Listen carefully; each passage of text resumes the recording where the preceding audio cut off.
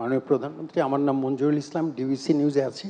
Hit স্ট্রোকে সারা বাংলাদেশ আক্রান্ত, সেখানে hit স্ট্রোকে যারা মারা গেছে তাদেরকে দুর্যোগ হিসাবে ঘোষণা করলে যারা নিহত তারা এক ধরনের সরকারি সুবিধা পায়। এই বিষয়ে আপনার ভাবনা কি? আপনাকে ধন্যবাদ। বিকাশে কম খরচে ক্যাশ আউটের লিমিট বেড়ে 50,000, প্রিয় এজেন্টও 2টা। দেখুন, গরম পড়াটা কিন্তু খুব নতুন কিছু না। এটা কিন্তু এর আগেও কিন্তু এই হিট স্ট্রোক হয়েছে এবং সবসময় এরকম হয়। তবে হ্যাঁ, এবারে যেমন সাধারণত আমাদের বৈশাখ মাসে কালবৈশাখীটা হতো, এখন এবার কালবৈশাখীটা একটু পিছিয়ে গেছে। এটা হলো বড় কথা, যার জন্য মানে প্রচণ্ড গরম। এবং সেই ক্ষেত্রে এর মধ্যে আপনারা নিশ্চয়ই দেখেছেন যে আমাদের দলের পক্ষ থেকে, আমাদের সহযোগী সংগঠন থেকে শুরু করে সকলেই আমাদের পানি বিতরণ করা বা মানুষকে নানা রকম সহযোগিতা দেওয়া, আমরা কিন্তু সেটা দিয়ে যাচ্ছি। আর যারা মারা গেছে অবশ্যই এটা অত্যন্ত দুঃখজনক।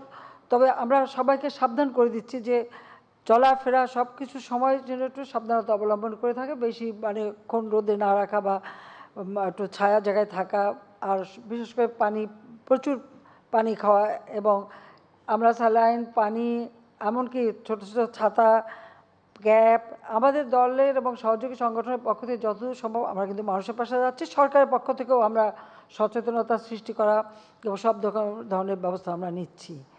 কাজে এটা এখন প্রকৃতির সাথে তো কিছু বলার নেই। পাশাপাশি আবার যেহেতু এই গরমের জন্য হিমালয়ে বরফ গলছে, পানিও আসছে, যেসব নদীতে পানি থাকতো, আমাদের তিস্তার পানি কিন্তু প্রায় দ্বিগুণ পানি আছে এখন।